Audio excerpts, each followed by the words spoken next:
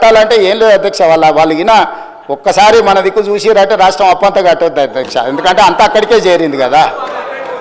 So రైతులకు ఇవ్వడానికి 8,000 కోట్ల రూపాయలు కూడా నా దగ్గర లేవు అని చెప్పి ఈరోజు రైతుల కోసమే మేము బ్రతుకుతున్నాం, రైతుల కోసం మేము ప్రాణాలు ఇస్తాం, రైతుల కోసం మా కిడ్నీలు కూడా ఇస్తాం.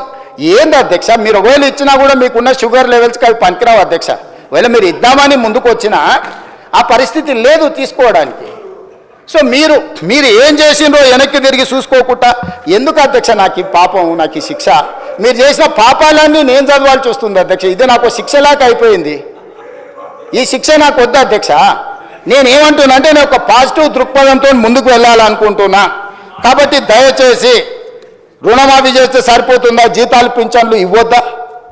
ఇప్పటిదాకా ప్రభుత్వ ఉద్యోగస్తులకు కూడా ఇవ్వండి, లక్షల కోట్ల జీతాలు వచ్చేటోళ్ళకి ఇవ్వండి, ఐఏఎస్లకు ఐపీఎస్లకు కూడా ఇవ్వండి, టాటాలకు బిర్లాలకు కూడా ఇవ్వండి. ఆయన దోస్తు అదానికి ఆయనకు ఫ్లైట్ ఇచ్చి దావత్ చేసుకుని అదానికి ఇవ్వమంటాడు. ఇటలీ నుంచి నిన్నమన్న యునైటెడ్ కింగ్డమ్ నుంచి వచ్చింది కదా ఎఫ్ఈఓ సిఇఓ కూడా ఇక్కడ భూమి కొంటే ఆయనకు కూడా ఇవ్వమంటాడు. ఎట్లా ఇంత బాధ్యత లేకుండా ఇట్లా మాట్లాడుకుంటూ పోతే ఇది ఏ రకంగా సమంజసం అధ్యక్ష? అదేవిధంగా అధ్యక్ష, అందుకే అదేవిధంగా అధ్యక్ష ఈరోజు నువ్వు ఎంత అరిసినా ఆయన నీకేమి ఇయ్యాడు. ఇప్పుడు నువ్వు ఆయన పేరు ఎంతో తలుచుకున్నా పాపం ఇప్పుడేం వరం ఇచ్చేటట్టు లేడు. సో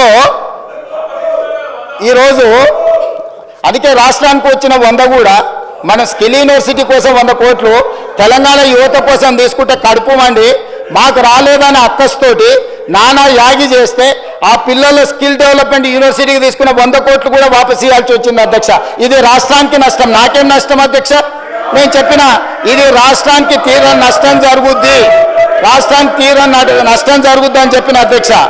అందుకోసమని ఇవాళ వీళ్ళు ఈ రకంగా మాట్లాడినారు అధ్యక్ష. ఈరోజు